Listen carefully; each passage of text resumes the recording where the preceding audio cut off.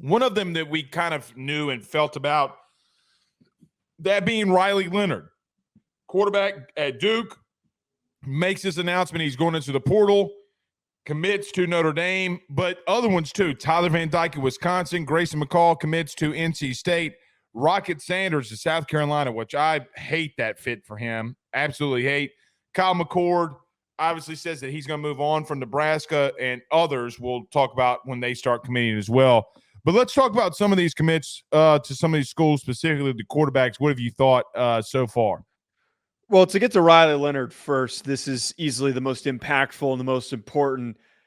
Look, by the way, I'm tired of hearing people. I know you say it kind of jokingly, but I'm tired of people saying that this was tampering. It's not, was not a circumstance of tampering. I know on very good authority that this was initiated by him, and he has made it perfectly clear that he has had an aspiration and an intent to play for Notre Dame. He has wanted to play for Notre Dame, and this whole thing has been initiated by him. Notre Dame had an intention to add a fourth quarterback because they had three guys going into spring ball, and Marcus Freeman talked about how if one of those guys decided to transfer after spring ball, they'd have two guys on the roster. They had to go and get somebody because they would have been light at the position. They didn't know that Riley Leonard was this interested in coming. He was. He wanted to be a member of the Fighting Irish, and now he is. I believe in the era of the 12-team playoff that Riley Leonard is the guy that is going to help Notre Dame take that next step and be in the playoff in 2024. I truly believe that. I think that we saw with Sam Hartman this past year that not having a more mobile quarterback didn't work as well within Jared Parker's offense. And also, I think that with a full offseason to really figure this out, and Jared Parker not just getting thrown the keys right as spring ball was coming up, to give him a full offseason to work around Riley Leonard, these new receivers, these veteran receivers, these productive receivers, guys like Chris Mitchell, who have over 1,000 yards, one of the top receivers from this past year in terms of production. They are going to be a lot better offensively, and the returning of guys like Kaiser, Howard Cross, and Xavier Watts is going to set them up to be good enough to reach the 12-team playoff. I absolutely believe that. And adding Bo Collins, which you remember, if you remember correctly, you poo-pooed on my takes on Bo Collins, and then all of a sudden he commits. I don't remember that game. happening.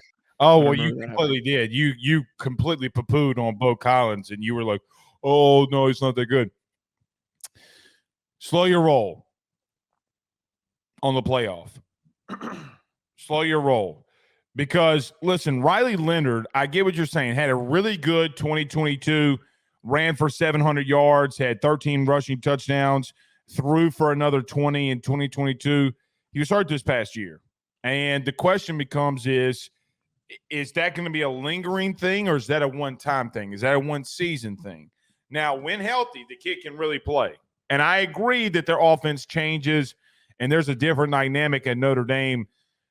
You're completely changing your style of quarterback. But can Notre Dame make the playoff next year with a 12-team playoff? Yes. But I don't know if they're ready to take that next step, though, Joe. And it's not – I don't want to say it's necessarily the next step when it comes to Notre Dame football, in the sense of, yeah, you might get into a 12-team playoff, but I don't know if you're going to be any of those teams in there. I don't think Riley Leonard – I got to see not only Riley Leonard in this offense, Joe, I got to see your play calling be a lot more effective than it's been over this past year. I mean, it's one thing that, yes, you're adding pieces. It's something completely different that I thought against Louisville. I told you this against Duke. I told you this against, let's say, Louisville, Duke. Who was the third loss? It was Clemson.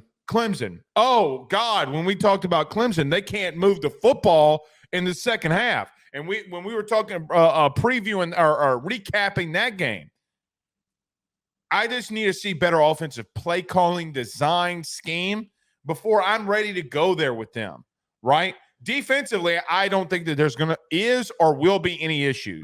I think that they might even be a little bit better in some areas next year with experience and things like that. Offensively, I don't buy that, because here's another thing too. A lot of people, Joe, poo-pooed on Sam Hartman this year, right? Like, just completely poo-pooed on him. How do we know that his experience didn't lead to this offense being even better than maybe it could be under a guy like Riley Leonard. Look, Sam Hartman did some nice things, but what we started to see, because they lacked the receiver talent, he didn't have that extra tool in his bag that he could go and pick up yards as a runner. I'm not saying he was a statue. There's worse athletes at the quarterback position in the country and in the history of college football, but he did not have the athletic traits that Riley Leonard does, that he brings to the table. I just think that natural additional facet to this offense that now can be incorporated with intentional play calling, and if things break down, that they are now able to be a lot more explosive. And I just think in general, he has already attracted. Look, Riley Leonard was committed to Notre Dame before he announced his commitment. He couldn't have hit it any worse. He was going out of his way to follow every single member of the Notre Dame football team on Instagram, and he was actively recruiting these guys, going and following all the receivers that went in the transfer portal. He is attracting and trying to bring in as many of the top guys as possible. He doesn't care that these young guys left. He doesn't care. Does academic standards change?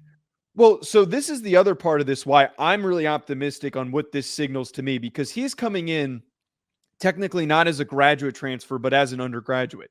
It used to be impossible for Notre Dame to bring in undergraduate transfers. He's at Duke, which is a pretty high prestige academic school.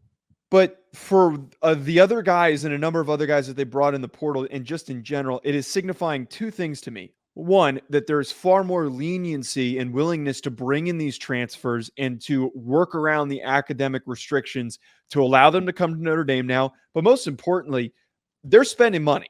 They clearly are. We don't know what the amounts are, but they clearly are spending money. And I think that there's far more of a commitment than we've seen in the past, which is, again, why I'm a lot more optimistic. What does that have to do with play calling and I'm just saying just general long-term future, but I just said with the play calling, he's a better athlete. You can do so much more with a guy that can expand the pocket and that can run. You couldn't do that with Sam Hartman. Joe. What? Y'all ain't going to do a whole lot of different things. You might do some. You don't know that. Yeah, I do. We didn't have a guy like this on the roster. No, you didn't. So how do we know how things are going to look differently now that we have somebody who's a good athlete? So you mean to tell me that in all those games that it was just the wide receivers when I told you didn't have the weapons on the outside all year long to win? Because remember, you fought me on that. And I did. Okay, you fought me on we didn't have the weapon, or we have the weapons. They also, the receiver room got banged up, though. You told me a guy like Bo Collins wasn't a good enough weapon on the outside at Clemson. So what players? What scheme? What difference? Oh, and by the way, is Riley Leonard healthy? Is he healthy? He had an ankle injury in the middle of the season, hasn't played since. He's going to be completely fine by the start of the upcoming season. That's going to be completely sure on fine. That? Yes, he's going to be completely fine. I hope he's fine. I like watching the kid play. I don't think an ankle injury takes that long to recover. What's that? I don't think an ankle injury takes that long to recover. What were you going to say? Well, shit, it took him 6 weeks. He'll be fine by the start of the season. He'll be fine by spring pulling ball. Your chain on Riley Leonard. I know. I just gotta see it happening first, Joe, to say that offensively they're going to be more creative and more dynamic. I don't think you take enough shots down the field. I don't know if you have the time. And look, here's another thing too, Joe. I get what you're saying. Wide receivers are the icing on the cake, right? The foundation of a good cake is the offensive line, and you're losing how many again? Joe Alt, couple of them all up front. You're replacing a big, what you would think, strength. Oh, well, he wants to run the football. Well, he ain't going to do a shizite thing if you can't establish the run and he's not being protected. Their offensive line, I'm not worried about it. Okay. It's they've recruited incredibly well at that position.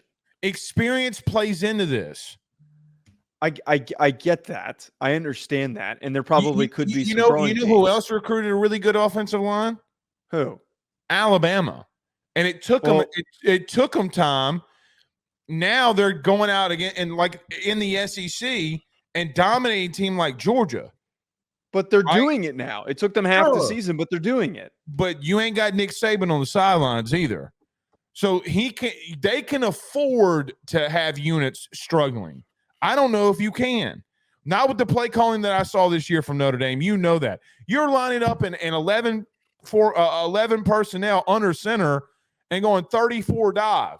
What for? Because they caught themselves in the trap of thinking that because they had Audric Estime that they had to just run the ball up the middle every single time. I would hope that Jared Parker would have a little bit more creativity with a little bit more of an offseason to prepare and make those changes. I agree with you. I think it remains to be seen. I don't disagree with that. But I think at the end of the day, yes, I wasn't super optimistic about Bo Collins during the season, but my reason for my criticism of Bo Collins was saying that he was the only receiver that they had, and he's not the type of guy. He's not the type of guy to be the only receiver in a receiving core to take over a game. He's a great piece amongst a strong group, and the receiving core already is so much better than it was last year. So much better. Riley's going to have to get a little bit more accurate. 57%, 63% is not going to cut it. Look at the guys he was throwing to. Look at the teams he was playing. He played against Notre Dame. He played against Clemson. So they're top secondaries, and those were his worst games. Inaccuracy without drops. You know, you're being a little bit. Don't homer me right now. You've seen the kid be inaccurate. I have, but here's the thing that I'm not being a homer. I liked the kid before at the start of the season when I watched him and I evaluated his tape. Fair. All right. I'll digress. I mean, is he a good quarterback? Yes. Basically, to end all this, I don't know how good of a fit it is. How about that? I don't know why it couldn't be. Round peg, square hole. It's not like we're throwing. It's not like we're throwing. I'm trying to think what would be a bad fit. It's not like we're throwing like a triple option quarterback in there. No, but I mean, you're not trying to spread dudes out and run a triple option type of scheme. What teams run now, Bama runs the triple option. When they run the zone read with Milroe, give it, keep it, throw it in the flat. Joe, that's a triple option threat. The only difference is that you're throwing it forward. You're not pitching it back, right? It's the only, and you're spreading teams out. There's no difference whatsoever. And they do it over and over and over and over and over and over again. You know who else did it over and over and over and over again too? Jaden Daniels. And they'd suck the team in, pause. They'd suck the safeties in, and they'd hit shots down deep like they did with Malik Neighbors against Bama. I mean, it's what teams do with these type of quarterbacks. Am I wrong? You're not wrong. And if Parker's smart, he's going to do that. BetOnline remains your top spot for all of your live betting action and contests. NFL, college football, UFC, NHL are all in full swing. BetOnline is your number one source for wagering news, odds, trends, and predictions with both desktop and mobile access at any time. Head to BetOnline today and use promo code BELIEVE, that's BLEAV, for 50% off your first deposit. That is a 50% welcome bonus. BetOnline, where the game starts.